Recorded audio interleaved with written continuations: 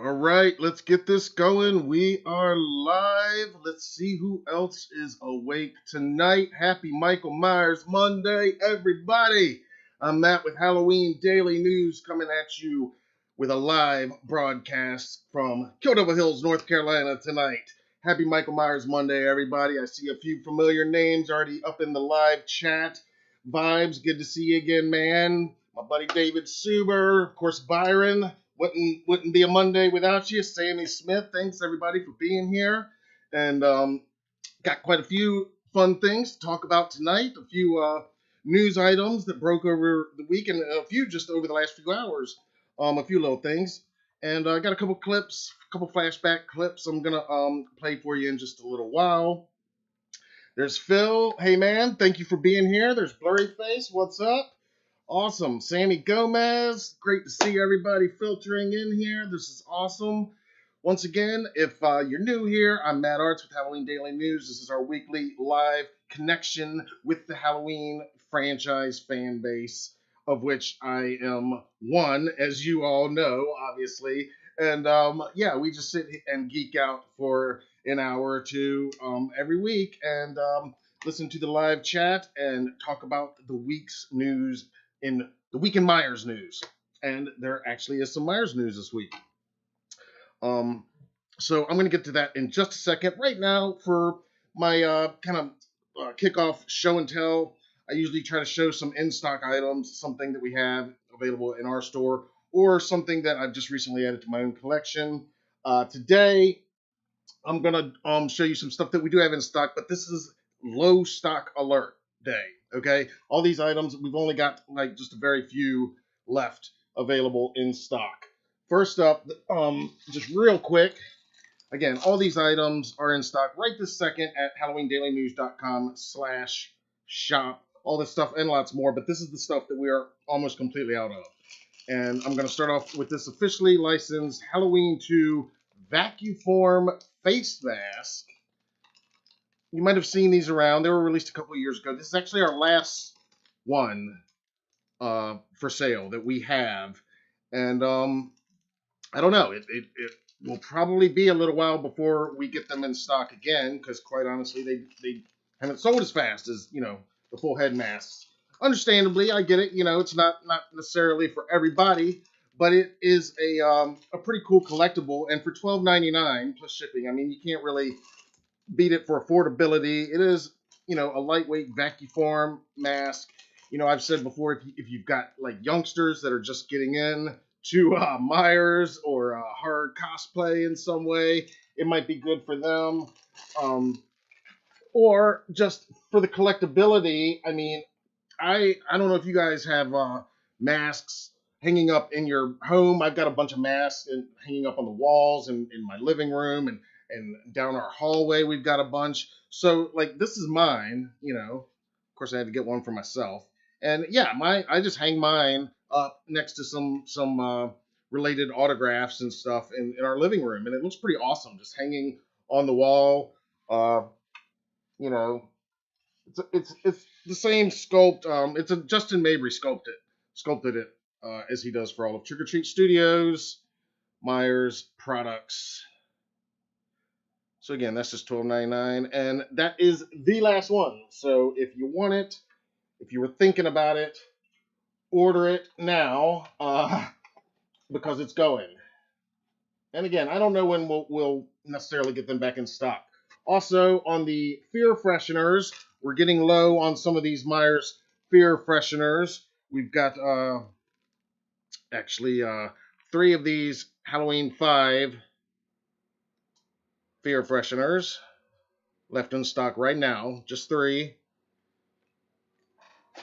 and they're all $3.99 by the way. Also the Curse of Michael Myers, we got just 2 of these left. Okay, and and the 5 H5 was cinnamon scented.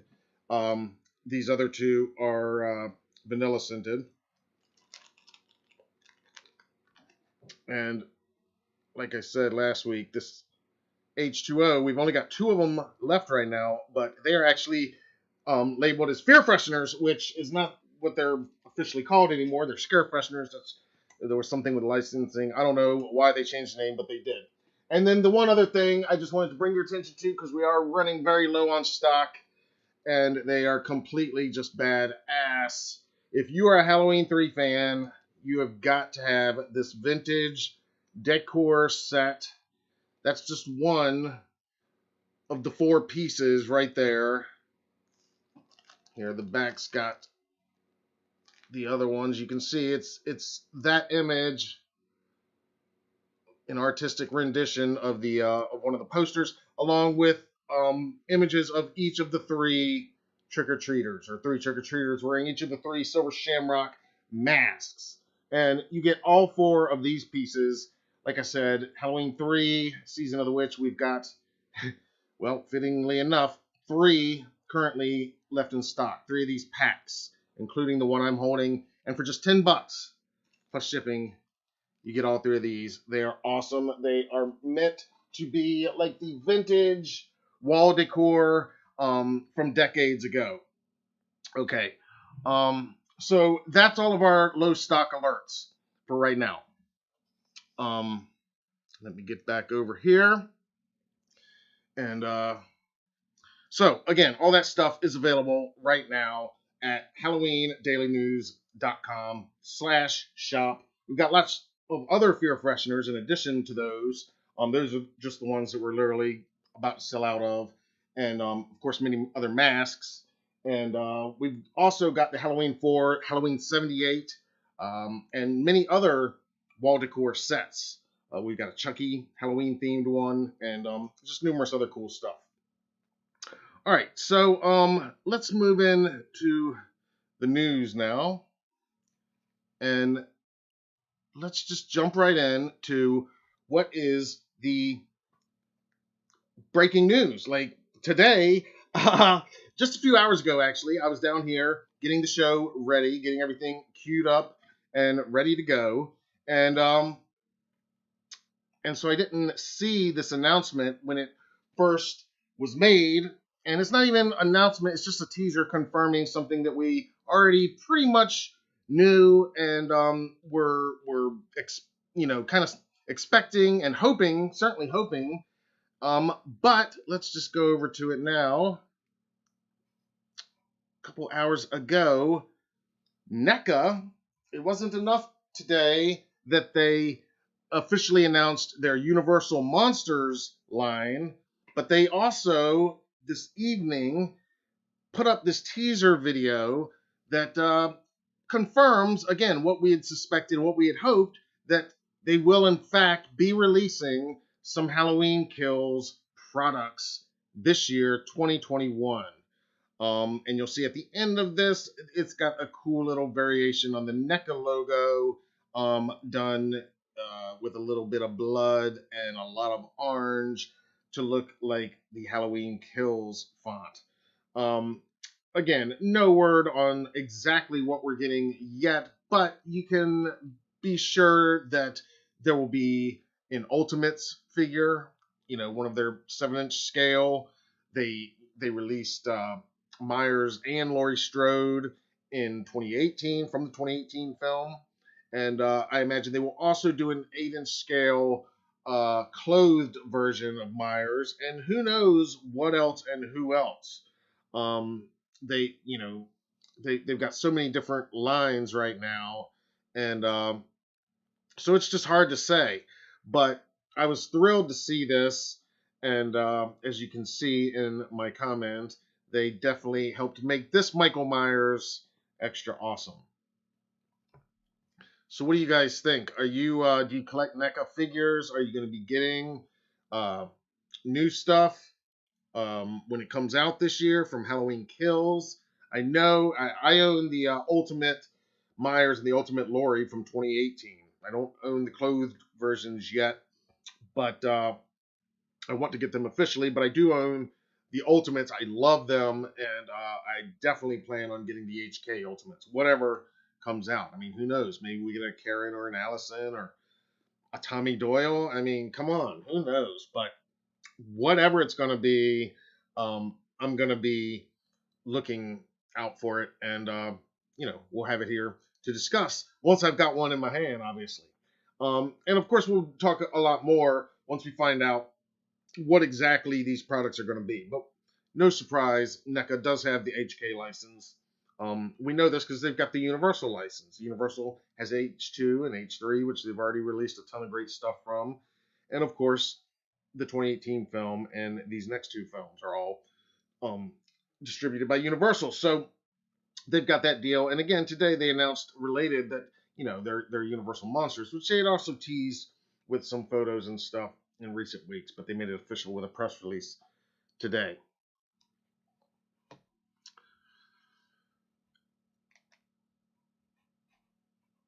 All right. So, sorry, I had that on the wrong screen. Yeah, that's my OBS studio. So there, you got a behind the scenes look. That's you guys. All right, let's move on to item number 2 today. This was announced just a few days ago, and again, Fright Rags had teased it earlier. And let me pull that up. Well, first of all, they are putting out an alternate variant version of their Nano Force figures, which is basically the same set of figures, only the paint schemes are reversed. Every figure that was orange is now black and vice versa. And that they'll be taking orders for April 28th through May the 4th. But that's not the big news. This is the big news. 3 1/4-inch figures, very much like the reaction figures that currently are out for Halloween 2, and many years ago were out for Halloween 78. There was a Myers reaction figure done in the style as the old school, the old school Kenner Star Wars figures. So here we have Fright Rags officially announcing that they're going to be producing their own versions of Michael and Laurie, and most notably, I think, is Linda. How awesome is that? We're actually getting a Linda figure, which is a first as far as I know, at least officially licensed that I know of. And again, they're going to be taking pre-orders Wednesday, April 28th. That's next Wednesday, starting at 10 a.m. that day, through the following Tuesday, May 4th. So for 1 week, they're going to be taking all their pre-orders, and then they're going to ship in the fall/winter of this year, is what they say. So I don't know about you guys, but I'm definitely going to be getting my hands on some of those. Mitchell, another super chat, man. Thank you. Thank you, Mitchell, for joining us. Welcome back. Happy Michael Myers Monday, everybody. Let's toast. Let's give a toast. Great to see everybody.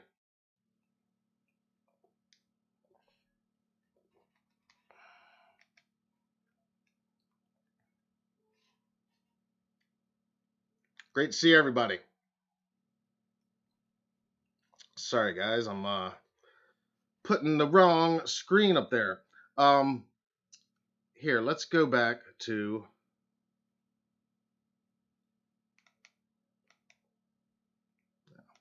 Well, that's where we're going to be.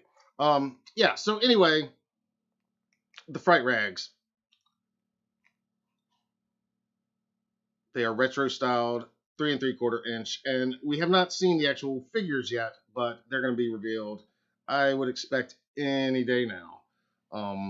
Probably this week, I would imagine. Certainly before next week when they go on sale. For pre-order, anyway. Awesome. Well, welcome everybody. Again, welcome to the live show, as it is live. It's unexpected, so yeah, you get a behind the scenes look. There you go. Enjoy that. All right, guys. Another news item for this week I wanted to let you guys know about. Let me go ahead and pull this up. You've heard me talk before about the Myers House, North Carolina. I wear the t-shirts all the time on here. Our friend Kenny owns it. He lives there. He went to Pasadena years ago, got to look at the blueprints of the original house, and basically built as close to an exact replica as has ever existed. There are, some minor differences for it to being 100% exact, and he can tell you exactly what they are, but it's pretty awesome. And it's located here in North Carolina, in Hillsborough, North Carolina, out kind of near the Raleigh area. And so anyway, very cool that just yesterday Kenny made an announcement that he is going to start giving guided tours of the external tours, exterior house tours. And there's a shot of the actual house. That's his house. And yeah, you can find out all the info at his website. That's MyersHouseNC.com.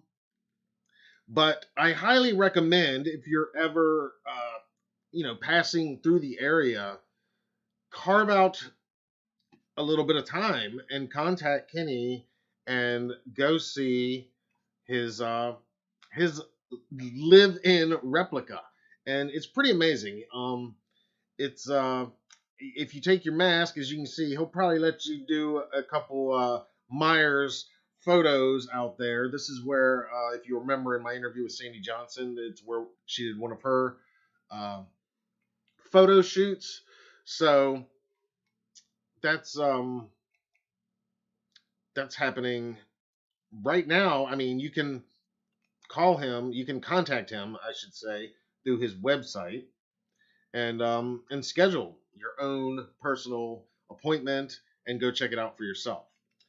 And while I'm talking about the Myers House NC, I also want to let you know that he is hosting another on-set cinema. We talked about the Halloween 4 and Halloween 6 on-set cinema screenings that he is doing in, the Halloween 5 and Halloween 6 on-set cinema screenings that he's doing in Utah later this year. Well, now, right before Halloween, on October 23rd in Newborn, Georgia, you can watch Rob Zombie's Halloween 2, where it was filmed. And it is actually at the actual barn where the Halloween party, the Phantom Jam, takes place. That, if you remember, that's where Lori and her friends go that night.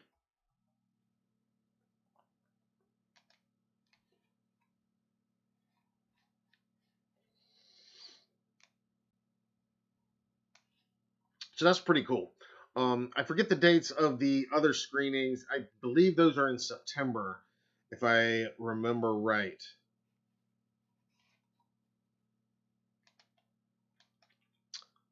And okay, now we get into something else that I've not even reported on because it's not really been announced officially yet, but I mean, it's pretty well known that, of course, they're going to do a novelization of Halloween Kills. They did one for Halloween 2018, which was a really cool throwback to the days of the earlier films when that was just a given. Then almost every major motion picture got its own novelization version. But yeah, there is a listing on Amazon right now that, and again, this is new for you guys. I haven't even talked about this on the website or anywhere else, but I did come across this link, and I don't know what come across means. Come across. Anyway, here we go. Halloween Kills official movie novelization paperback. According to this listing, it's going to be out on October 19th. And it's priced at $8.99, and it's going to be written by author Tim Wagner. Again, this appears to be legit. I mean, but of course, there's no cover image because presumably that's going to be the teaser poster as it was in 2018 with that novelization. But you want to be aware. And this listing is already taking pre-orders, Kindle version and the mass market paperback version. So it's I own the 2018 one, of course, and there's some notable differences in the book from the movie, as there usually are. Um, Notable here is that the author of the 2018 book, I think his name is John Passarella, if I remember correctly. He is not listed as the author for HK. That's Tim Wagner. So, again, uh, something to keep an eye on, and just to add to, as if we need more to be excited about. But I mean, honestly, it is great to start seeing a little bit of this come out. I know we were all hoping for the trailer or for the teaser poster last week. Of course, we're hoping, but we are definitely getting closer. And now that things like the novelization are being listed on Amazon, things like NECA today, making that announcement about their merch, I think it really signals that things are about to kick into high gear in a big way, I believe.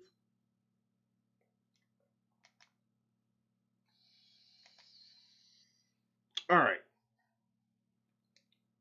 I'm going to take a breath here. You guys are all chatting it up. I don't, hopefully, I haven't missed much in the chat. I apologize. I'm not ignoring you guys. Just got a lot to talk about today. Before I get to the flashback clips, I guess we need to talk about Tony Moran for a minute. Um, have you guys seen the video? I'm sure you all have seen it by now. It landed in my feed over the weekend, and it was just uploaded on April 15th. There's an account created apparently just for this purpose here on YouTube. It's called Tony Moran Unmasked. This video, it's been shared on social media throughout. You can see over on the other side, on the recommended videos, you can see the other people are talking about it and doing.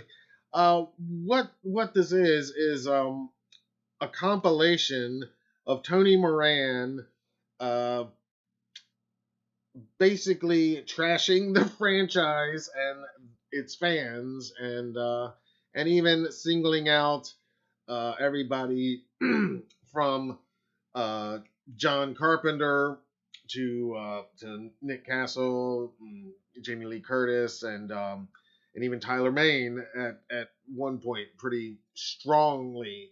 So of course I watched it. You guys let me know what you think. Um, I'll give you my take. It wasn't really a lot of stuff that I haven't necessarily either heard him say or read that he said or heard from other people that he said. I mean, some of these things, certainly, it's brutal. It's brutal. There's no other way to say it. It is a brutal takedown of Tony Moran, and I don't know. I mean, maybe rightfully so, because he certainly, yeah. When it is all compiled like this, it is hard to see where he's even coming from with some of his attitude about the franchise, and people wanting his autographs. You know, calling people losers that because they want his autograph because he was only in a movie that he thought was a piece of shit, and apparently still does now. I mean, I don't think anybody thought it was going to be a legendary classic at the time, but I mean, most of the cast members have come along, come around, and once they saw it, we're like, wow, this is, and recognize its place in cinema history now, and also, and again, I mean, it's not even that it's a specific time period in his career. It's literally they've got Sean Clark's video that he recently unearthed, and you guys can check out on your own. But it's and that's his first ever on camera video interview, and that was from '05. And then they've got stuff as recently as recorded last year. So so again, I don't it's tough, but yeah, it's hard to really see him in the same light when you watch all of that together. My own personal experience with him, I did meet him one time. It was at Mad Monster Party, as I've said many times, best convention out there, my favorite convention. And this was 2015, and he and PJ Souls were there, and I did actually interview him briefly at that year at Mad Monster Party. And you can read that. I'll link it down below if you're interested. All I'll say is during my one-on-one time with him, which was pretty brief, we're talking, 10 or 15 minutes in between signing autographs, but he wasn't outrageous or saying outrageous things or anything like that to me on the record at that time. Now, that being said, the Friday night before that, like a night or two before that, I believe the interview was on a Sunday, so it would have been the Friday before that. During the Q&A with he and PJ, now he was, I would say, a bit unhinged that night. Not quite as bad, certainly not as trash talking as I don't remember him ever like trash talking anybody in that particular Q&A, but he was definitely all over the place. Even at one point, getting like right up to my camera, which was on a tripod at the time, and kind of standing behind it and being like, "Oh, I'm the cameraman and stuff." There's footage of that here on the channel if you look for Mad Monster Party and some of the panel coverage we've done. There's a few clips from that panel, and maybe next week I'll try to unearth some more, and we'll take a look at that, and you can see my interaction with him. But again, that was very minimal, and that was just my own personal experience. But impossible to watch that video and not have some reaction, especially considering it's kind of slamming people that want your autograph when you're in a room doing a Q&A with those same people that want your autograph. I mean, it's not a good look. Not a good look. So, again, it's franchise news. He is, the credited face of Michael Myers, and again, if you watch everything that's out there and you watch that entire video, which is like 25 minutes long, but if you do watch it, there is a bit of I don't know if it's spoilery, but possibly spoilery info regarding HK. And if you don't want to know anything, you want to mute right now, because Tony does say in at one point that, according to him anyway, and you can take his word or not, of course, he says he basically bitch slapped Jason Blum through his assistant. It's a whole thing. You got to watch it. But the long story short is he did sign a release for them to use his footage, those 3 or 4 seconds of unmasked Myers from the '78 film in Halloween Kills. I don't think it's a huge shocking thing. When I first heard, I'm like, that's interesting, But again, I think it's very similar to how they used. And if you remember, I talked to Sandy about how they contacted her and got her permission to use her scene from '78 for the 2018 film. So I think it'll be very similar to that. And we know that the flashback scenes were filmed. So we're expecting a flashback to '78 by all means. So it certainly makes sense. Okay. Now we won't talk about that spoiler part anymore. But yeah, so Tony Moran, man, crazy. Yeah, I see you guys. You guys definitely have your opinion of him. Yeah. It's pretty Joshua Parker, welcome. I see some new people here. All right. I did load up a couple clips. I figured when I don't necessarily have a something brand new to premiere here with you guys, which I'd like to do and plan to do here soon. Maybe I can keep sharing some flashback clips from that maybe some of you have never seen or weren't aware of, or maybe if you did see it, it's been a while. Like in this case, I loaded up a couple clips that actually go back to 2015, and this is from Flashback Weekend in Chicago. They're gearing up. They're one of the mini cons gearing up to try to have a post-pandemic version this year, and Nick Castle is among the guests that they're planning to bring there. Well, when we were there in 2015, Nick was also there, as well as Tommy Lee Wallace and numerous people. It was kind of a mini 40 Years of Terror type thing, but in between the 35th anniversary and the 40th anniversary. And so I loaded up just a couple fun clips for Michael Myers Monday just to give you guys an idea. And they're all really short. They're all only about a minute or so long.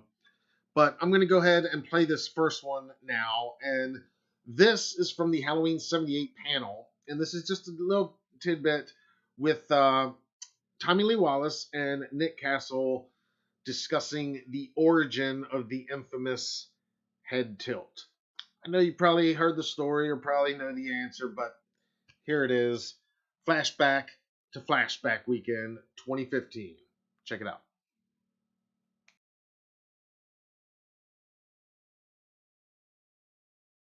What's your name, buddy? Olivia. Olivia, everybody.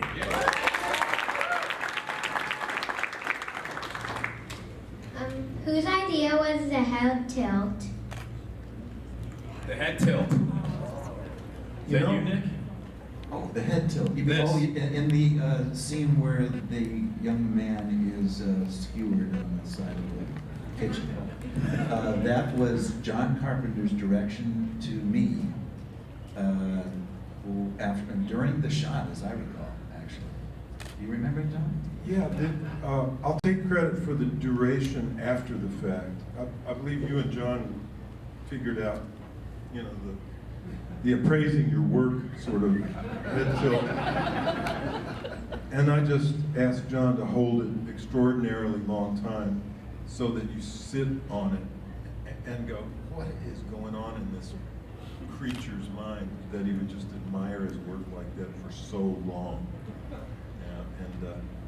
Yeah, cool moment.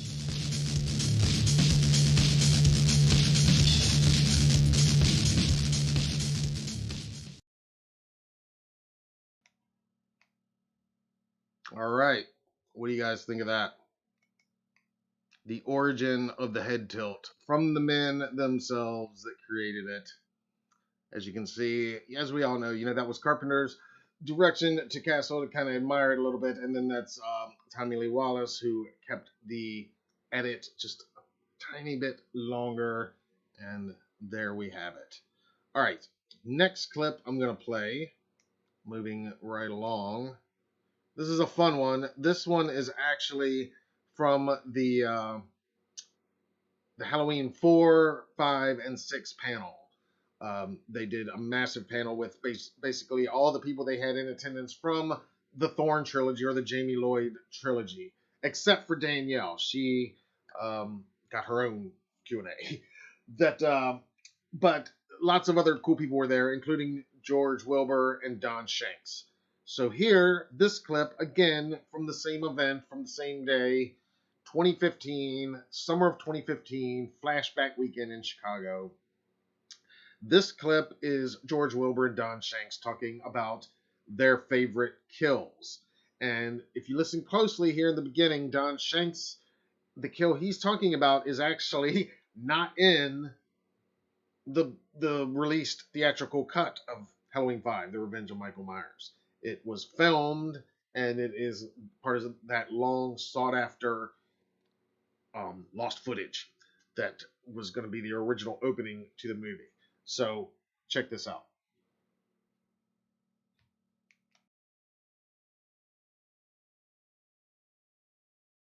Michael Myers comes down the river and this guy saves him, and then we had a character called Dr. Death, and he was Darren Reed. He was a punk comedian in Salt Lake. He had a mohawk, tattoos the thorn onto Michael, which is the sign of eternal life. And he does all these little incantations over the year. And when Halloween comes, I put the mask on, and over this altar, there was a stone altar, there was a stone that would move. And it had a point on it. It was about this big.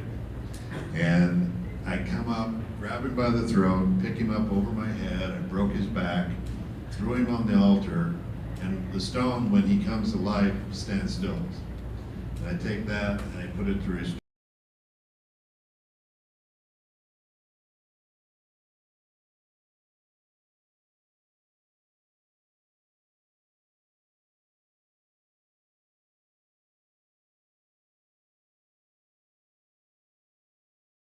all my ideas. Yeah, you want? Oh, come Yeah, on, my sir. favorite Back kill. up. My favorite kill was always involved with pretty blonde girls, either stick with a knife or with a shotgun, whatever. They were my favorites, always worked with the pretty girls. And little girls, we like to kill them. And you're What are you doing later? And you're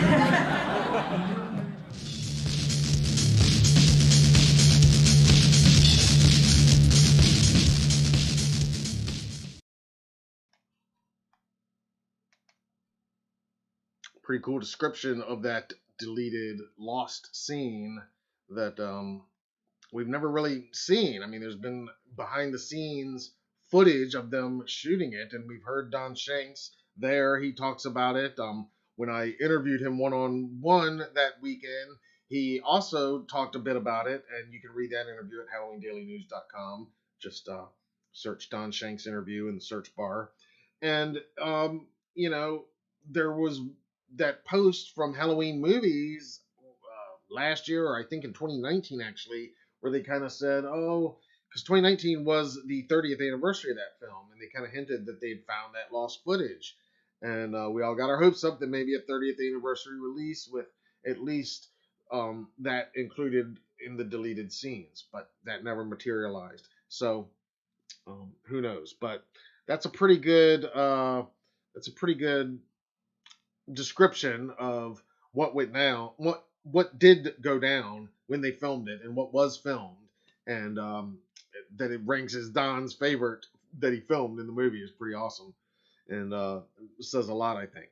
Now, this next clip, and this is the last one for tonight, and again, this is a very short clip, and but this is also from the same event, from the same panel, and this is Don Shanks again talking about Halloween 5, and specifically about the fact that he used actual real weapons in the film on set, and also talks about almost stabbing a young Danielle Harris because the knife that he's stabbing with was actually real. So check this out. Here's Don Shanks talking H5 at Flashback Weekend 2015. Man, that was a long time ago now. Here we go.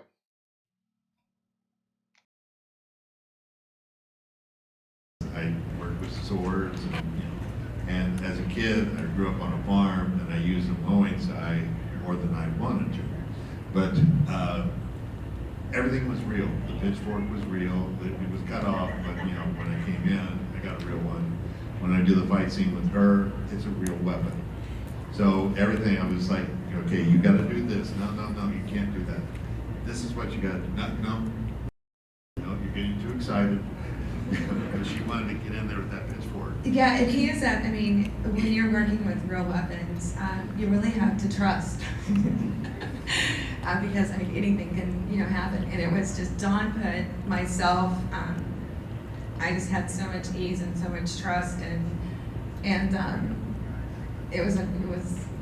turns out for the better. Well, the one scene that I did with Danielle in the laundry chute. That is, it's still like, I hold my breath every time she's in the laundry chute. Well, I couldn't see her. Okay, so I'm stabbing blind, and she has to trust me that I'm going to, do all, but she's in there, and she wanted to do it herself. We had a stunt double for her. She's like, no, I want to do it, right? And I'm stabbing this thing, and I'm coming in within, a few inches of her. Okay, you gotta be here, you gotta be here, and there's no way for me to tell. It's like having a blindfold while I'm doing it. And when we were doing the car stunts, she wanted to do it. And I tried to hit her, but I couldn't.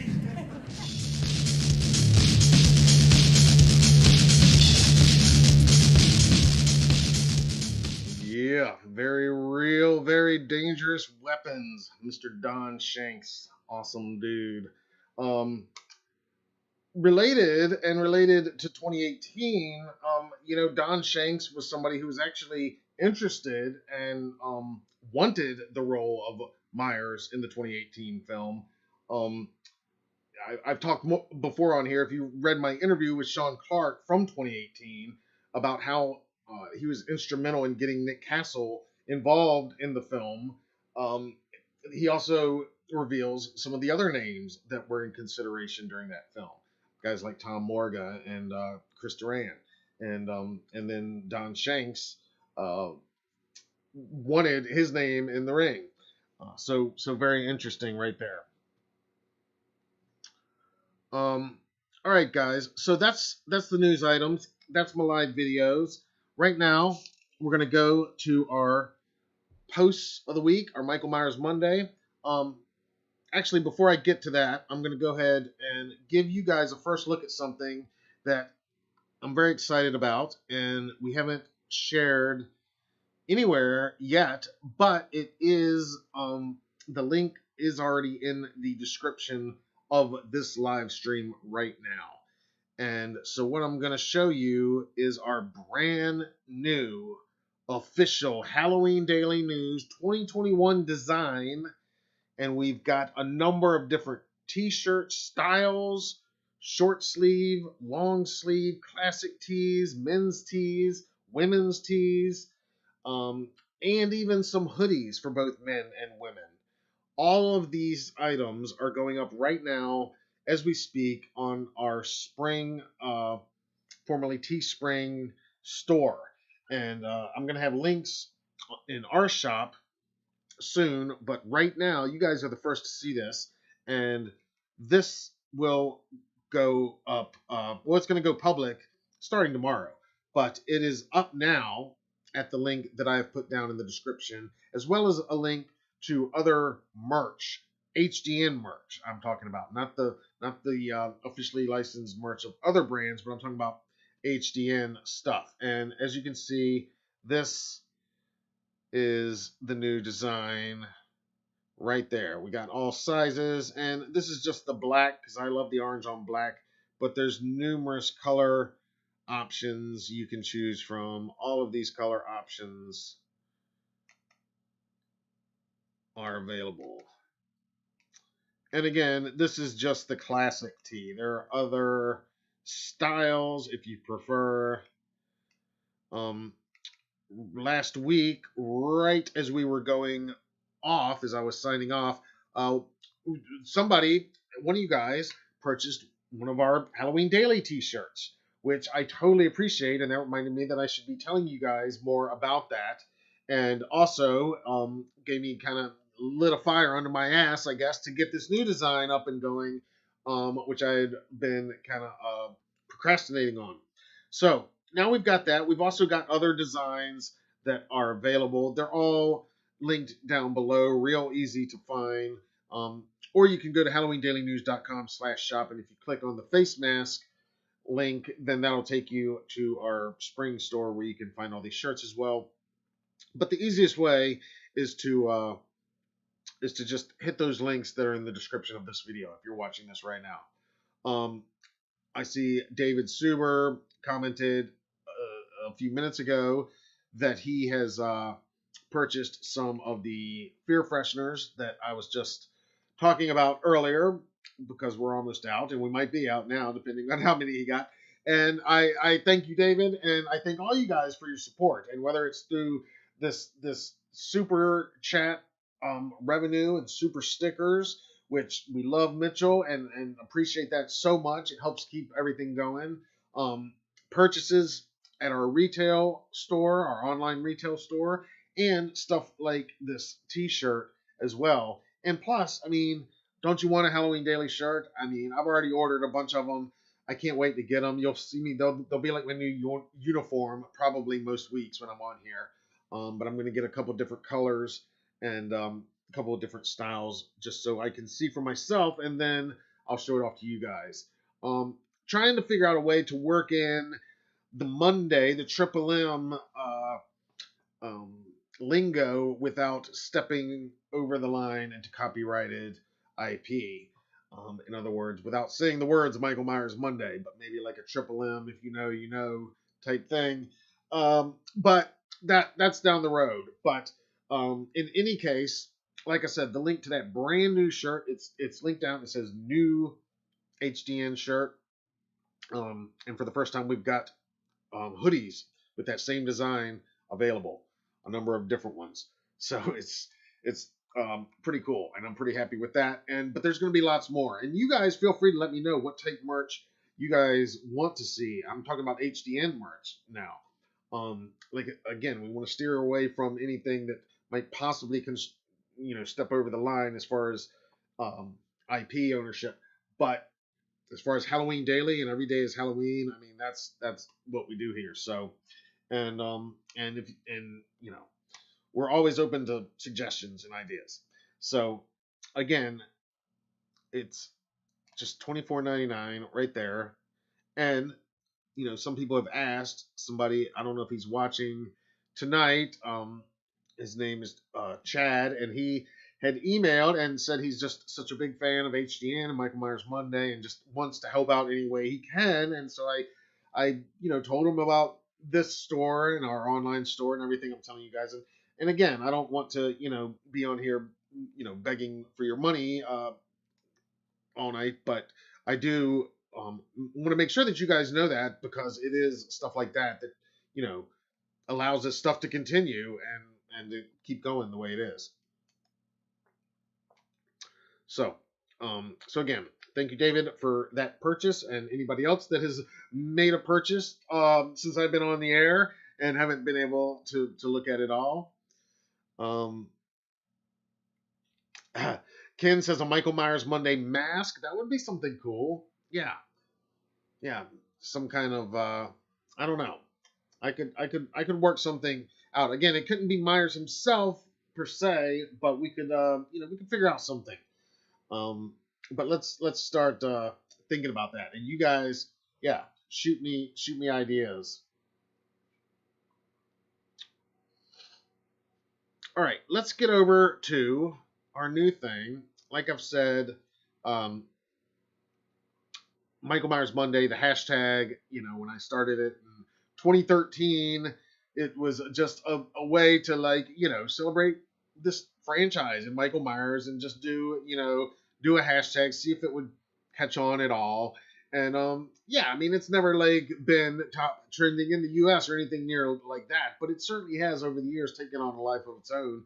And so many people just make it what they interpret it as. And it's everything from, Michael might be Monday creeping up on you after the weekend, or you might attack Monday the way Michael attacks and conquer it that way. To just showing off your Myers cosplay, or your Myers artwork, or your Myers collectibles, or your Myers memes, or GIFs, or videos, all of it. So anyway, I love it all, and I just try to give as much exposure as I can. So each week I've been pulling up a couple posts from Twitter and from Instagram, and so now let's get over to them. This first one is from Twitter, and this is at NL Halloween. In exactly 6 months, Halloween Kills will be released, and we cry happy tears, happy Michael Myers Monday to all of the Halloween fam.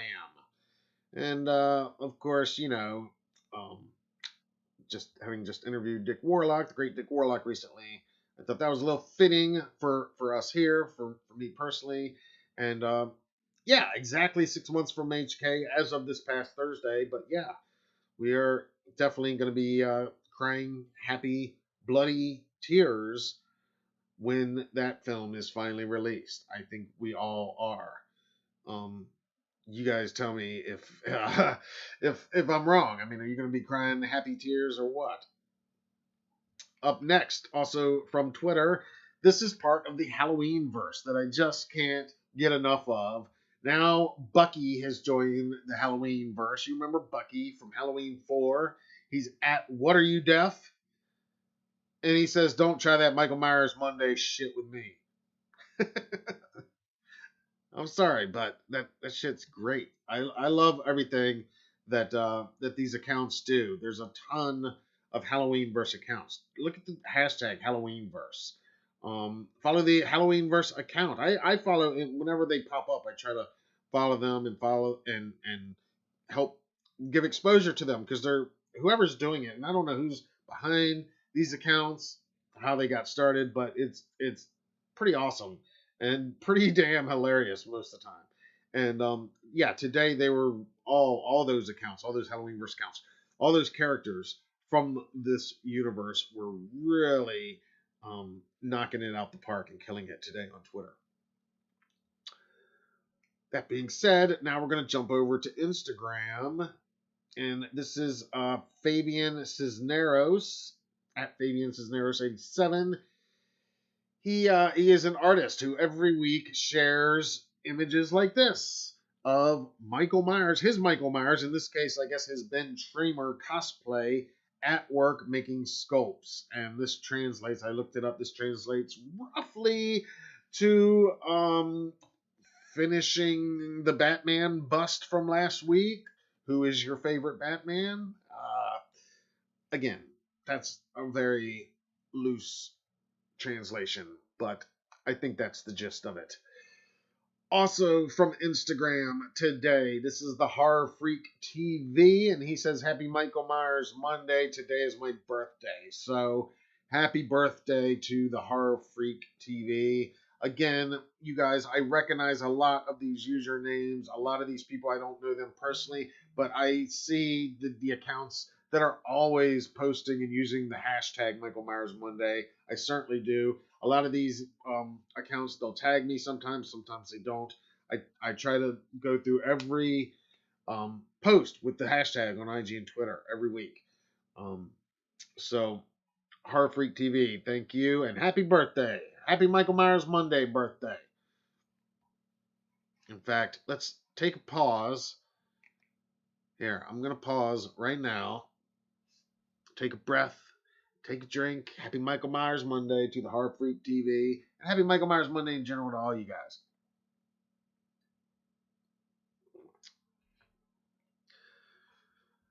All right. Let's get back to it. All right. This one is another account I see. She does amazing cosplay every week. It's at _it's And she says, happy Michael Myers Monday. All Halloween is Velma's favorite. And that, of course, is a kind of a sexed up Velma with an adorable Myers plushie. So, and this is an oldie but a goodie. This is not a new meme by any means. It has been around for years and pops up year-round, especially on the Halloween daily feed. But it might as well be one of our mottos. It's never too early to hang Halloween decorations. You've seen it a million times.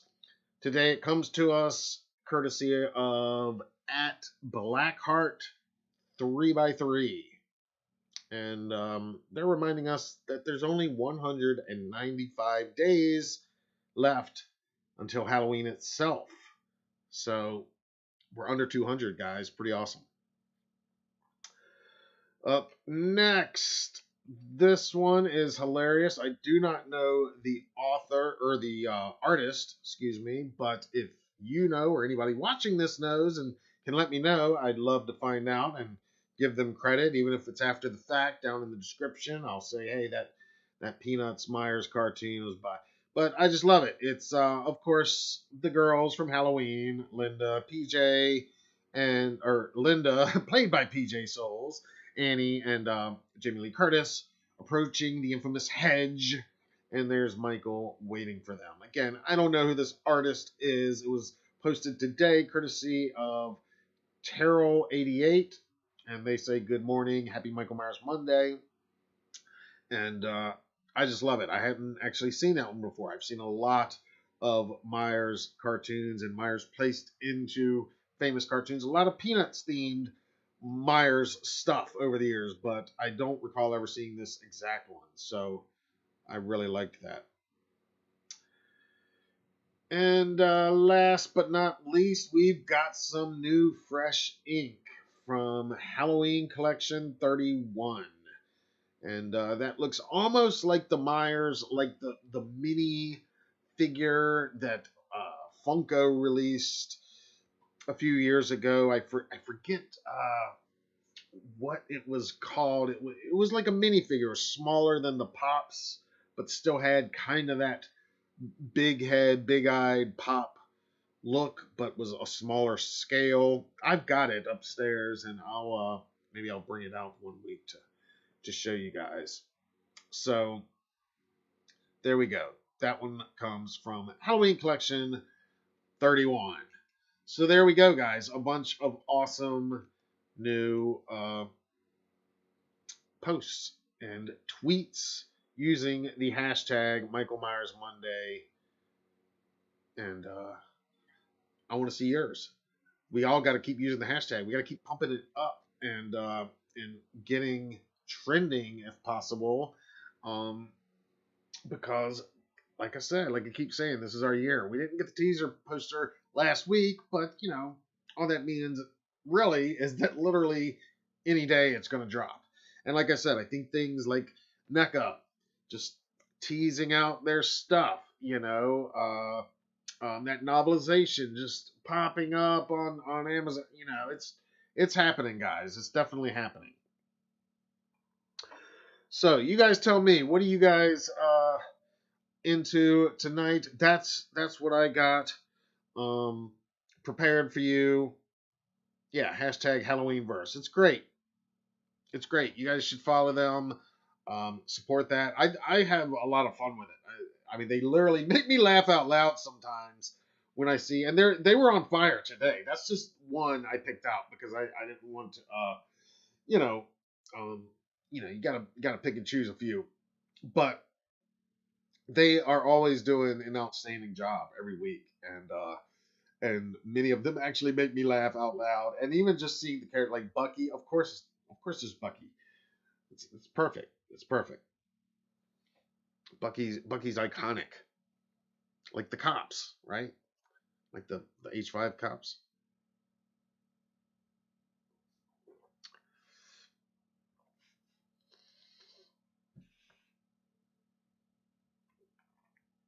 All right, guys. Will you guys let me know what is going on this week? What you think is going to happen this week? Are you going to be picking up those Fright Rags figures, ordering them? I don't know if they're even going to make it to stores. I guess they should at some point, but yeah, most likely that week of pre-orders, they're going to get so many pre-orders in. Yeah.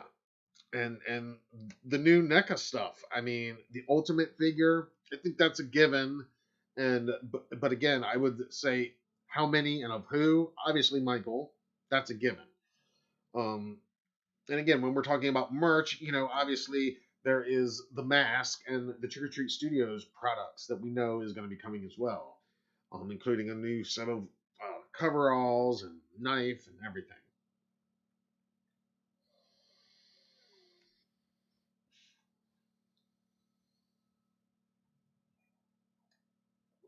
Josh Wise, NECA releasing HK figure in September. I don't know if that is in fact the release date, which it could be. I would imagine though. I mean, when was the 2018 figure put out? I think it was released ahead of the film or right around the release.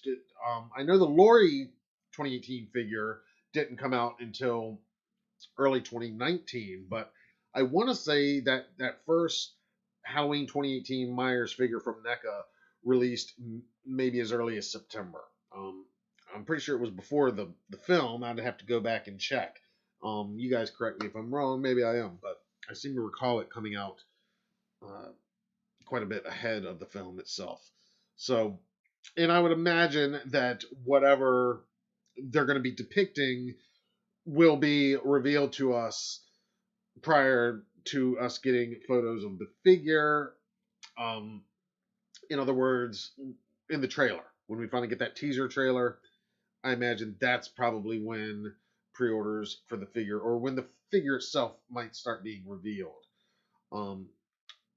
Unless we get images that reveal more than we've seen. I mean, we've seen quite a bit already when we look at what's been revealed. And again, we've done the zoom in of even just these first two images. We've done the zoom in, and we've seen a lot. And you can do the stills on that teaser and the teaser video. I mean, and you can see a lot. So I imagine the answer to the question of why it's going to be released before the movie is because it won't necessarily spoil what we've already seen at that point. I don't know. Again, I mean the Myers figure. Well, I guess it was released maybe after, because it did have the Officer Francis head. So I guess it was released afterwards then.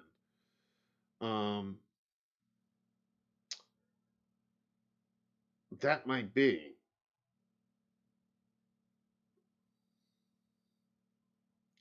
Yeah, NECA has definitely not released any photos. I mean, today that was literally the confirmation that HK stuff is definitely coming. Like the official confirmation that they have the license to that film today.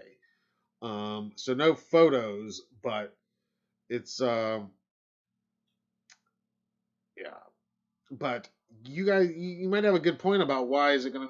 They did kind of spoil the Mecha Godzilla thing. It was the marketing or the merch, the NECA merch, I think, that kind of spoiled the whole that Mecha Godzilla was definitely in Godzilla versus Kong just recently. So I don't know. I hope the figure doesn't spoil anything about HK, but we'll have to wait and see.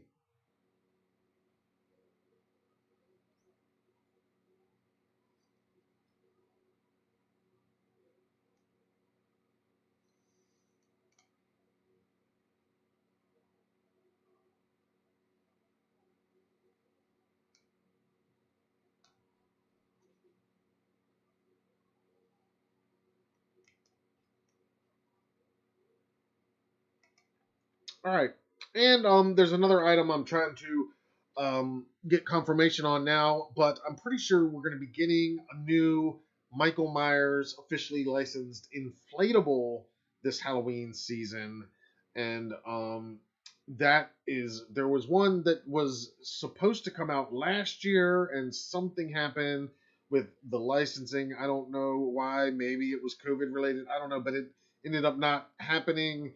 I from what I'm hearing, it is going to be happening this year, and I plan to have more about that during next week's broadcast, in addition to whatever else comes up between now and then, which is probably going to be quite a bit. There is one other thing that I was going to bring up, and just something that we saw today. As you know, I've talked about it before. The Printed in Blood is doing a Halloween art book, and it's not going to be released till next year. But they're taking all their pre-orders now, and they've started kind of teasing out some of the photos. And a few of the artists that are involved are some awesome artists that we've talked about on here before, like Matthew Therian. I've featured his artwork, and Creepy Carves, who they actually did that Sam up there, that Trick or Treat Sam poster up there above me. And both of those artists and many others that we're big fans of, they have announced that they're included. They've been notified that they're included, and of course they can't reveal what pieces, but it's all brand new original pieces. And so they're still taking pre-orders right now at printedinblood.com.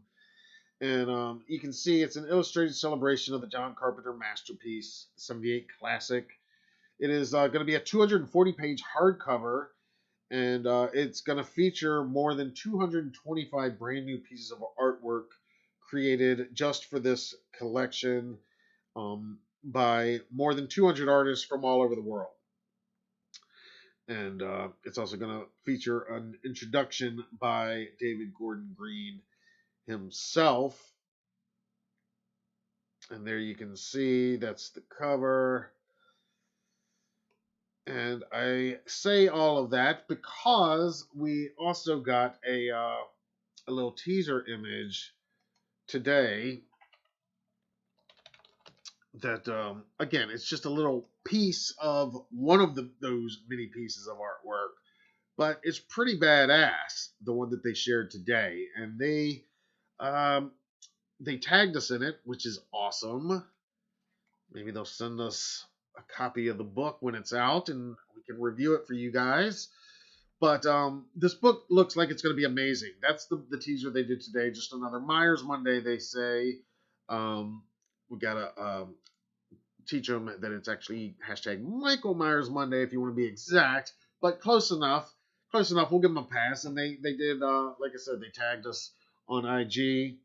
And this is a very small teaser of a piece by Gus Murtha and from the upcoming Halloween art book. So what do you guys think that piece is going to be? What do you think the finished image is going to be like? I think it's going to be pretty damn killer, if you ask me. So again, you can learn more about the Printed in Blood art book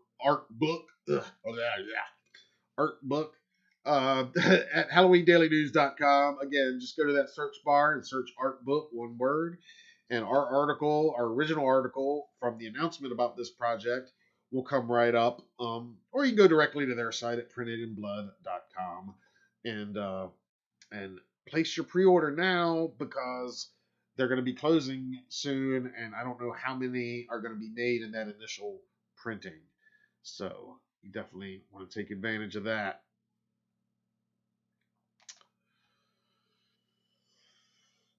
There's two boys and their pops. Welcome. Happy Michael Myers Monday. Do you think they'll ever have a Halloween crossover with another character like Voorhees? I would say nothing's impossible. It's absolutely possible.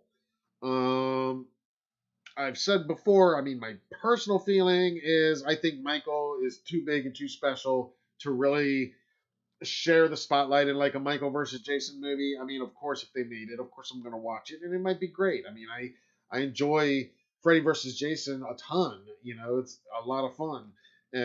But is it my favorite Freddy movie or my favorite Jason movie? No. But could it happen? Absolutely. Yeah. I mean, this is the franchise that you know is going to reinvent itself over and over, however they feel like. So, yeah. Could there be a crossover? Yes. Do I think there will be? I wouldn't be surprised, but then again, let's give it a decade or so at least. We know that after Halloween ends, there's going to be a bit of a break, anywhere from 5 to 10 years, I imagine, and then they'll come back with a whole new creative team and do something new and exciting, and you know, and who knows what that's going to be.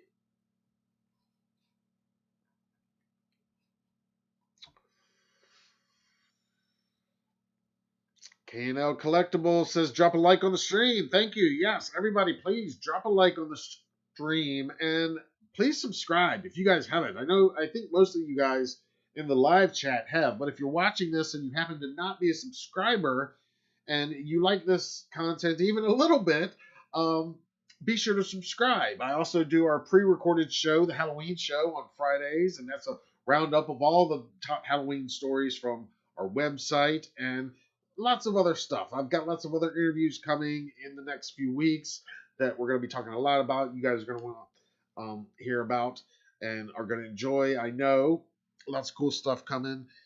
But yeah, be sure to subscribe and tell your friends. Hit the share button, hit the like button, but definitely subscribe and turn on your notifications so you don't miss it when I'm live. And I'm also toying with the idea of possibly doing the Halloween show as a live version at some point.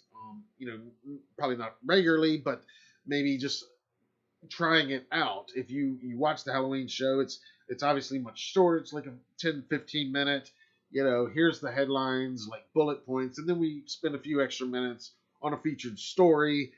Sometimes that's an on-location report from somewhere, which we can't do much of right now, but that's all coming back. We're starting to fill in dates on our calendar with a few cons we're going to be hitting this year. So that stuff will be coming. Also, interview segments. We've been premiering parts of the interview on the Halloween show. And that's Myers News and all things Halloween as well on the Halloween show. So, and we talked before that when the teaser poster or when a big news item drops, I might just jump on here from time to time and do just a quick live just to dissect whatever that particular story is. So if you're enjoying this even just a little bit, yeah, hit the subscribe because there'll be more like this and hopefully better than this. Because hopefully every week and every show and every broadcast, we get just a little bit better. This week, we were able to bring the there it is, yeah, there. See, that's new this week. Adds a tiny bit of production value and just reminds everybody the hashtag, because you use that, and I'll see it eventually.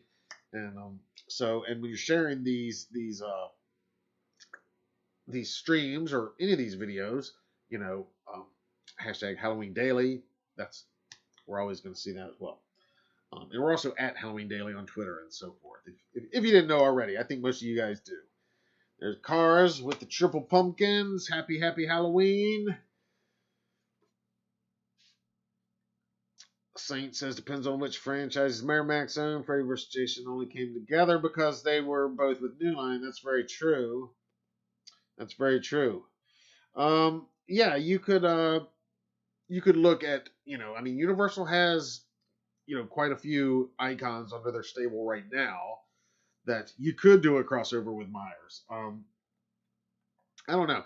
I would almost, gosh, who knows? Who knows? Did you guys hear in Damien Leone part 2 of my interview? He wants to direct a Jason movie. I would love to see what that would look like, and I would love to see what he would bring to Haddonfield, honestly. And kind of with him, I called it the Leone-verse. He did a Frankenstein and a Mummy movie that, to me, I felt like Art the Clown could pop up in at any point. So I'd love to see him, somebody like him, and if it's Damien, he would do a Halloween movie, a Haddonfield movie, but it'd be the Leone-verse version where you could conceivably even see Art the Clown around the corner. And now, I don't think, commercial-wise, general audience-wise, Terrifier and Art the Clown is nowhere near on the level and is probably not on the radar of Universal or maybe even Blum, but, it's only going to get bigger as it goes. And just being a Halloween nut of all things Halloween, I'd personally rather see some type of thing like that. But, you can't deny the appeal of like a Michael versus Leatherface or Michael versus Jason or Michael versus Pinhead, Michael versus Freddy, whatever it would be. All that being said, I think Michael is special in a way that some of the slashers, especially most of the ones that came after him, just aren't quite on that level. And but the versus movies do make a lot of money. That's, so, and this is a franchise. I say it all the time. They make their own rules and then they break their own rules. So if anybody, is going to do something like that, even just like as a one-off, yeah, I could see that.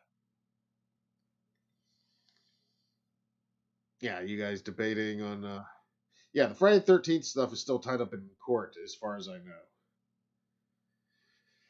Sammy Gomez says, I can imagine an Art the Clown and Sam from Trick or Treat teaming up.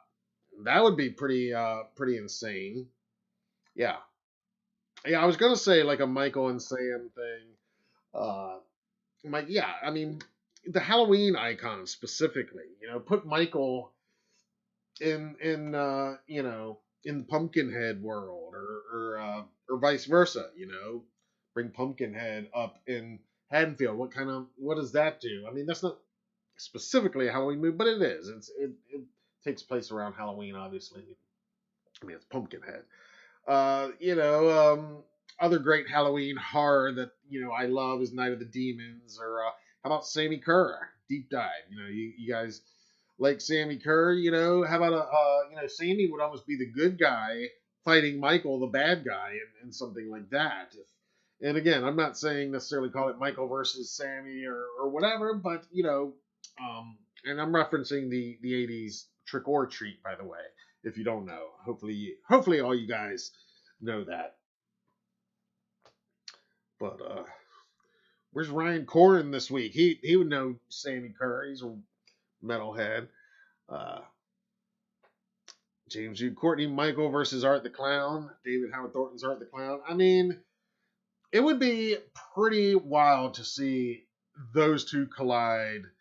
Um, just because Art is steadily climbing since Terrifier is like horror's new thing. Sam has been climbing for a decade and has reached this point to where, that movie is a staple for so many families, myself included, every October. Just like Halloween is. But man, Terrifier is really just pulling in new fans almost by the day into like their kind of Leoniverse hole of their grasp with Terrifier, because it really does, for all the reasons Damien and I talked. I mean, you heard the reasons I think people have responded to it if you watched the interview, which I hope you did. But for all those reasons, I think that's why fans have responded the way they have around the world to that film. And being on Netflix, like he said, that face in the horror section and being around Halloween, it just pulled people at the right time in the right way. So it's amazing how many people in general audiences still don't know who Sam or Art are. Where I'm like, what are you talking about? What are you talking about? But then again, everybody knows who Michael is. They might call him Jason. They might call him Jason. But everybody knows who it is. If they mean Michael, usually. They just say the wrong name, But we all know that. Psycho Gorman, yeah, I haven't watched that yet. Yeah, David likes my trick or treat idea with Sammy Kerr. Victor Crowley, I like that, Pops. Love Victor Crowley. Now, that'd be a crazy crossover. That'd be crazy. Victor Crowley against Michael versus Victor. I mean, Michael's got to get top billing. I mean, come on. Pop says, David was fun interview when he was on your channel. Okay, I'll have to check out your interview with him. Excellent. Yeah, I plan to interview David at some point here soon this year. Definitely before Terrifier 2 is released. And I look forward to getting his full story. Saint heard about a Freddy versus Freddy movie. I hadn't heard about that one. That could be interesting. I think, where did I see it? I think it was recent, maybe last year, probably maybe on Bloody Disgusting. I think there was like an editorial that maybe it's time for a female Freddy Krueger. I don't know. I would be open to it though. I mean, for the record, as the Nightmare remake goes, I mean, it had its issues, but I liked the guy that played him in the remake. I mean, I thought he did a good job. Obviously, it's not Robert Englund, and That's one of the problems with a character like Freddy, is it's so identifiable with the character that played him through all those movies. Whereas Michael and Jason, you can Leatherface, they can be interchangeable a little bit more because the personality of the performer is not embedded in those performances quite as much. Whereas, with Freddy, that's all Robert. But if you pretend like you've never seen any of those older movies, or could just somehow mentally not compare it to Robert's, I did like that remake performance. So the idea of another type Freddy, even a female version, and really, I mean, why couldn't Freddy himself appear as a female? He has before, in the films. I mean, he has appeared as a female. He's in early, pro cross dressing. So, yeah, who knows where they would go with a Freddy versus Freddy. But no, I hadn't heard about that, but I would be interested about that. I know there's some good fan films. There is a decent Michael versus Jason I saw a while back. There's a Michael versus Michael out there.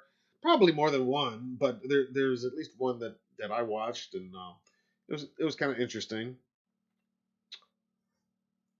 Karen Strode versus Carrie from the original film, the original Carrie. Wow. That's different. Okay. Yeah. Old Freddy versus new Freddy. England against Jackie Earl Haley. That's his name. Yeah. Squaring off. That could be interesting.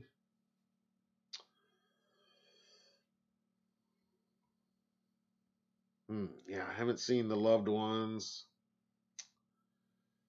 2018 Myers versus 09 Jason, or 18 Myers versus Part 4 Jason.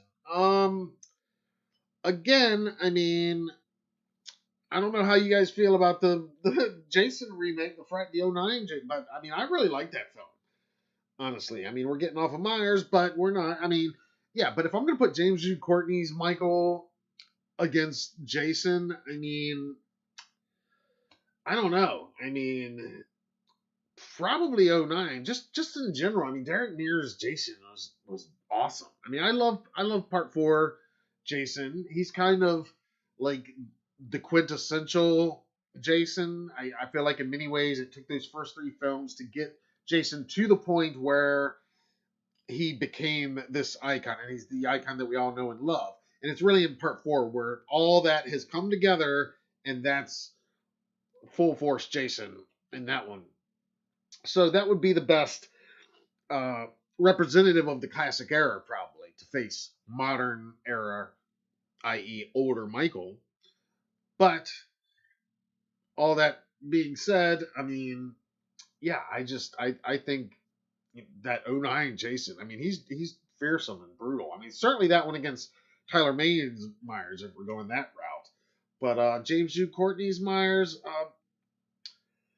I mean, gosh, 4 is a good matchup for him. But I just, in my head, I mean, I really like those first 10, 15 minutes of Friday the 13th 09. I mean, come on. That's some of the best Friday the 13th stuff, I think, ever, honestly. And I love the original, and I love Part 2 and Part 3 and Part 4, and but yeah, probably 09 if I had to actually book the match.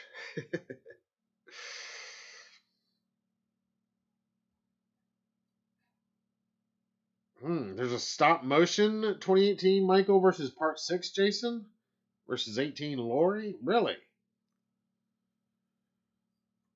Pop's talking about In the Earth. No, I've heard of it. It looks good. I've not seen it yet. Somebody, Ken or somebody in there mentioned Psycho Gorman. I've not seen that yet. I was sent a screener the other day, though, so I plan to watch it possibly tonight, probably maybe tomorrow. I don't know, but probably this week. Should I watch it? Without spoiling anything, am I gonna like it? I mean, I heard it's kind of like, kind of tries to be like the Monster Squad a little bit, and which I love. So, I know it's not necessarily for everybody, but if you guys have seen Psycho Gorman, you can let me know. You guys want Jason in the snow? Michael Myers 78 versus Jason X, huh? Jason X is a monster. That's against the 78 Michael. I mean, again, 78 Michael, he is. I mean, Michael all the way around, but especially he's the trickster. That's what I think a lot of people forget sometimes about Michael is it's Halloween and it's trick or treat and he's playing tricks. I mean, why did he pick Laurie? Who knows? But the fact is he picked her and he didn't just go and try to kill her. You know, he stalked her and then he learned who her friends were and then he stalked them and even toyed with them. You know, I mean, he could have killed Annie any number of ways. But he chose to wait and in that car back seat. Uh, you know, with the Linda. I mean, he could have just walked in there and stabbed the shit out of her. But he chose to put on Bob's sheet and glasses even. You know? I mean, make no mistake, he is, he's wearing Bob as a costume for that scene and he is getting a kick out of it. And excuse me. And even with Bob, I mean, it's dark. He's Bob, Bob's in his post-sex days, slumber almost. He could have killed him easily at any point, but he waited, so he could jump out and scare the shit out of him first. I mean, that is a trickster messing with these kids. And it's a little kid, really, a little kid brain with deadly weapons, playing tricks. Which again is part of the great irony of that awesome scene everybody loves of Loomis scaring the shit out of Lonnie. Because we've already had Charles Cyphers as Brackett saying earlier in the film, everybody's entitled to one good scare, and it's just that movie circles itself with poetry, and the more you watch it, and with every year, I can see even more into it, even more than I'm sure they intended in some ways. But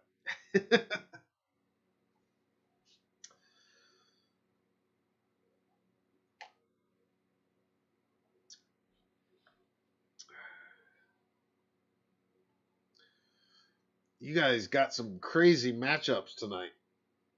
Dave, you gonna watch it tonight? Psycho Gorman? All right. Cool.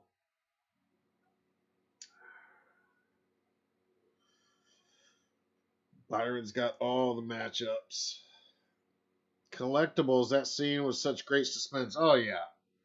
Yeah, so much good stuff in there. Yeah, that fan-made fighting video game featuring all of the slashers, Saints reminding us. Yes, I remember that from a few years back. That was pretty amazing.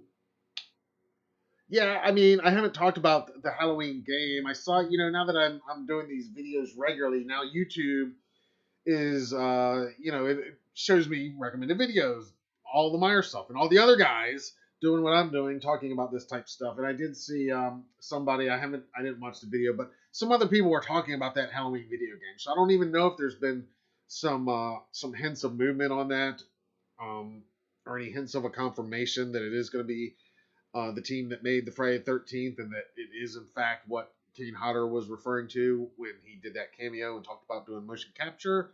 All of which, fingers crossed, knock on wood, hoping that that's the case. But I haven't heard anything. Again, maybe I'm out of the loop, but I know that, as I've said before, I know it's coming, whether it's that specific story coming or something else. But it's just a matter of time before we get a real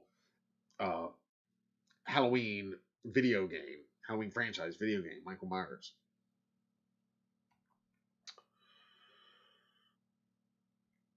Does Hellraiser beat Freddy Krueger? It's tough.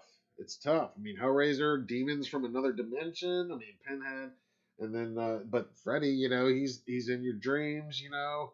I mean, that ending of Freddy versus Jason is always so great because it's like, in so many ways, it's basically Jason wins, except Freddy winks, so you're clued in that it's Freddy. It's a dream, and Freddy's still okay in the dream. So it's hard to beat Freddy in that respect. It's kind of like Pennywise. Like, even when you beat them, are they really beat? Are they really gone? Or is it just until your brain is at a place again a few years later where they can seep their way in somehow? I think that's kind of what it comes down to with those films.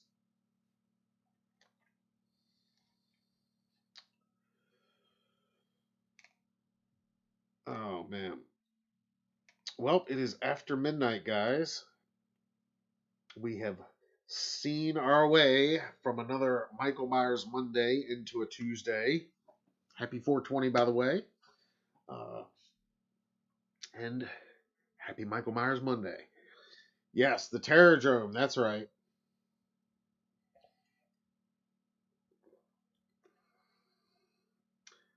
Yeah, I remember that Terrordrome.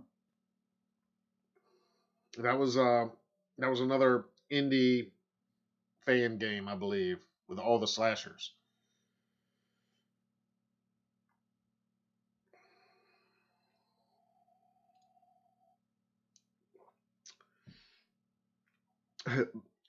Byron wants me to tell you about his pitch, The Fate of Allison. I think that's the one where you're proposing Allison would, after Halloween ends, kind of like the end of Halloween 4, inherit some of the pure evil from Michael and maybe take over in the killer role.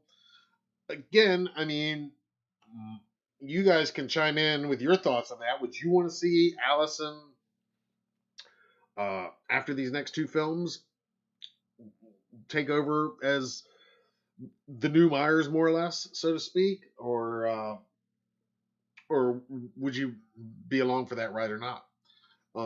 Again, to me, it all depends on what happens with the next two films, obviously, and where they leave it with Halloween Ends, and just how it's addressed. But just the simple idea of more or less a female Myers, hey, for all the reasons I just said, a female Freddy, other than the fact that we've never exactly seen Michael do any cross-dressing before, but,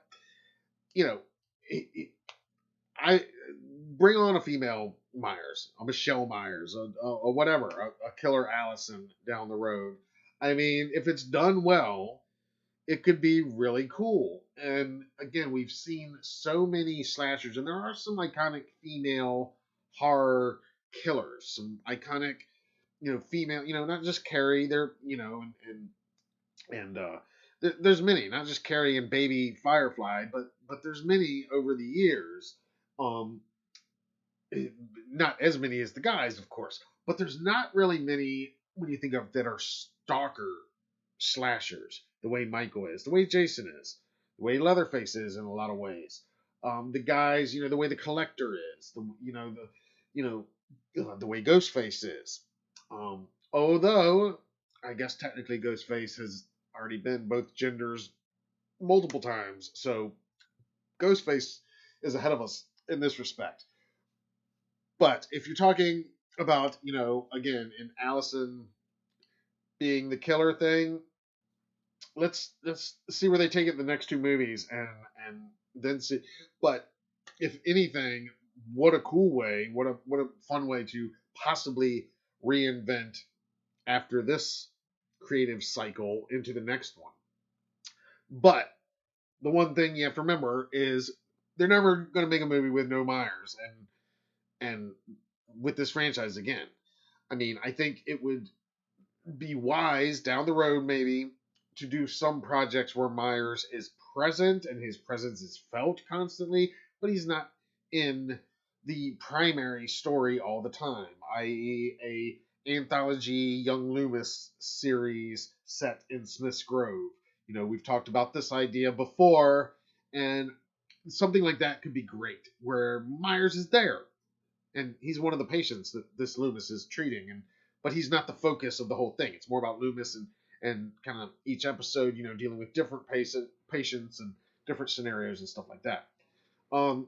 That I could totally see. In the same respect, I mentioned last week, and my buddy Sean Clark mentioned on his show, or their last episode, you guys probably saw it. They could do a Danielle Harris, Lloyd story right now and pick it up with Danielle playing Jamie Lloyd at the proper age she would be today in 2021 or in 2025 or whatever, and it be like 78 starting all over again. Ignore parts 5 and 6. Pick up at the end of part 4. She's been in an institution all these years. She busts out. It's Halloween night, and it starts all over again, just like Loomis saw it starting all over again at the end of 4. That could happen. And again, I didn't invent that. I heard Sean say it. I'm like, yeah, that could totally. And so Byron, when you're talking about Allison being the killer, I mean, I think of that. I think, yeah, that could happen also, and it'd be a way to again do a requel, another kind of requel where it's you're following poetic steps and echoing things of that original story, but at the same time you're telling a continuation, a new story, but the cycle continues, and maybe it does. But yeah, as I'm talking about this, I mean, maybe it does make a little bit more sense with a Jamie Lloyd thing, only because in that storyline she is related. So unless they do something like revealing that Allison is in fact related to Michael, let's see how the evil would pass. Is it just that feeling of killing at a young age, or that feeling of stabbing? I mean, she clearly felt a little something when she saw that knife and she stabbed at him, and then that final shot of the 2018 film, it kind of freezes on her holding the knife, and I don't know what that's foreshadowing exactly, but definitely curious about it. Pamela versus Dr. Loomis. That's a good one, Vibes. I like that. Pamela Voorhees versus Sam Loomis. Now that's pretty funny. I like that.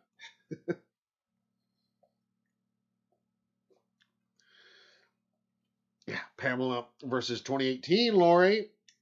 Now that would be great, Byron. That would actually be a good matchup. Although I kind of think Lori would take her, but I don't know. I mean, shit. I mean, original Pamela Voorhees she's tough. She's tough.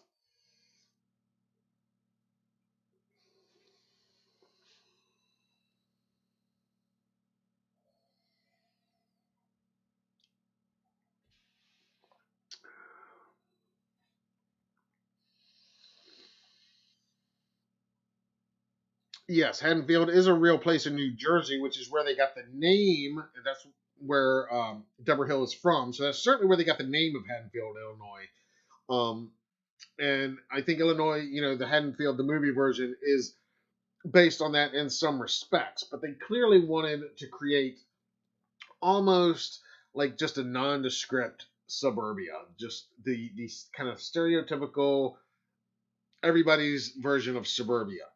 And if you lived in suburbia, you're like, yeah, that's just like my neighborhood. And if you didn't, you're like, yeah, that's just like what I picture it is. And I think that's what they were going for ultimately. How much of the movie version of Haddonfield is based on the real New Jersey version? Definitely the name. As far as the rest, yeah, I think little elements of it being suburbia, being that's where Deborah Hill obviously spent her childhood, but I think it's also based in part on where John Carpenter grew up in Indiana, and so I think there was elements of that, but certainly the name, absolutely. Summit wants to know my prediction for Halloween Kills. My prediction: a lot of people gonna get killed. Yeah. I don't know. I don't know what else you want as far as a prediction. I think, as I've said many times here on these live streams, I think it's going to be in many ways to Halloween 2018 what Halloween 281 is to Halloween 78, meaning a leaner, meaner, angrier Myers, more kills, more visceral kills. 2018 was amazing with like showing the aftermath, especially of Michael's handiwork and these tableaus of death. I remember Christopher Nelson referred to him as, and when I interviewed him, I think there'll be more of that, but I think we'll also get to see more of that probably happening this time around, as opposed to the after effects. You know, like there's that great scene where he attacks the woman with the hammer, and uh, but in the kitchen, you know, and picks up the hammer. But I think you know, we're gonna see more, as opposed to uh, the aftermath. We're gonna see more of the actual kills. I think it's gonna live up to its name. Um, yeah, I think one of the Strode women will probably not survive this film. I don't know. Maybe they pull in Avengers and they kill two of them, or maybe they kill none of them and surprise. You know what I mean? I don't know. Maybe they just kill off all the legacy characters, bring them all back just to break our hearts and kill them all off. Maybe they do that. I don't know. So I don't have a prediction there, other than if I had to guess, I'd say at least one of the Strode women ain't gonna make it to the third movie, to Halloween Ends. I don't know which one though. I could make arguments for it being any of them. Yeah, the flashbacks, the Loomis flashbacks. I mean, it's going to be interesting what they do. I know there was certain things filmed, and I know a few things about what was filmed, but uh, you know, what makes the final theatrical cut, we'll have to wait and see.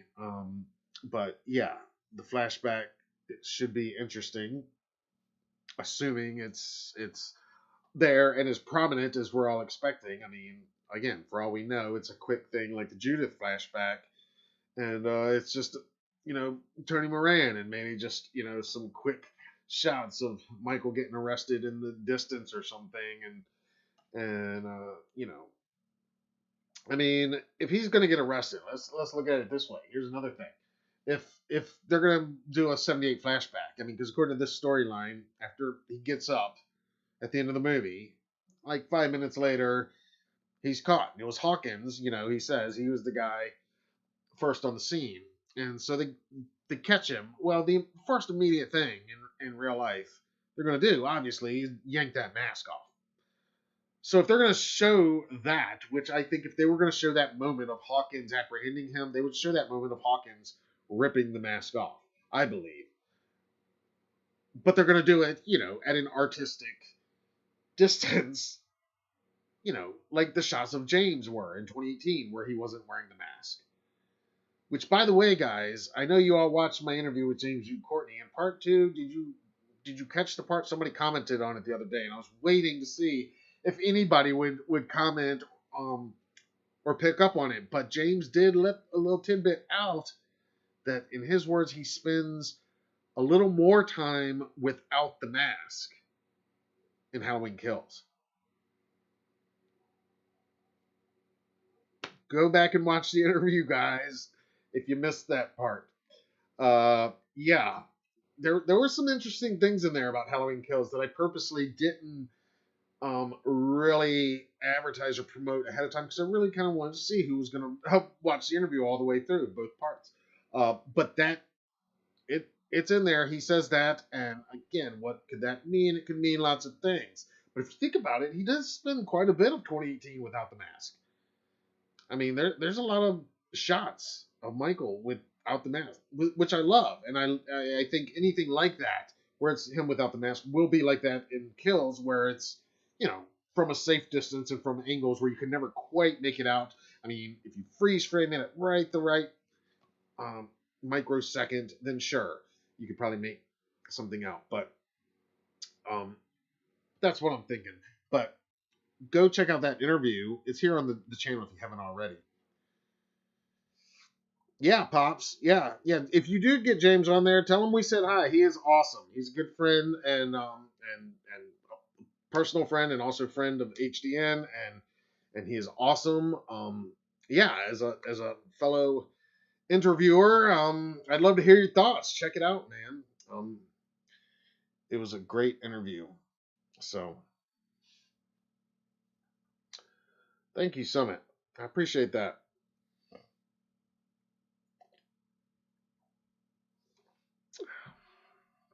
All right, guys. it is after midnight. We're coming up on like almost a 90-minute mark. So I'm going to go ahead and wrap it up. This has been fun. You guys have been awesome like every week. I look forward to this every week. It's fun. Even when things are kind of crazy and stressful in like my everyday world, like they were today and the last couple of days, I can always come here on Monday nights and connect with you guys, and it's like, we're all kind of sharing this space to celebrate this love for this thing that we all share, about a fictional serial killer.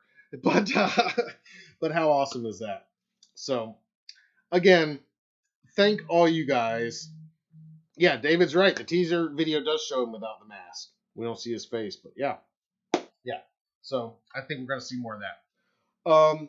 Again, to anybody that made a purchase tonight, thank you for that. To everybody that tuned in, whether it was for 5 minutes or for the whole run of this thing, thank you. You guys are awesome. If you happen to be watching this on a replay, thank you. Again, I remind you, I know it's broken record, and everybody says it, but they say it for a reason. Subscribe to the channel, guys. Subscribe to the channel. The more viewership we get, as things grow, the bigger the guests we can get, the bigger exclusives we can get down the road, and fun events we can get into and bring you coverage of. Wink, wink. All right. So next week we'll be here.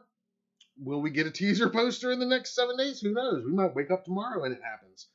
JLC might post something at 8 a.m. Who knows? I still hold that I think it's probably coming this month, before the end of the month. So sometime within the next 2 weeks. We'll see. But in any case, marketing is starting to ramp up. The NECA announcement, so forth, the Fright Rags, things are starting to, the novelization is starting to happen. So, exciting times, guys. All right, I'm going to get out of here. You guys are awesome. Thank you all so much for watching. Happy Michael Myers Monday. Here's to you guys.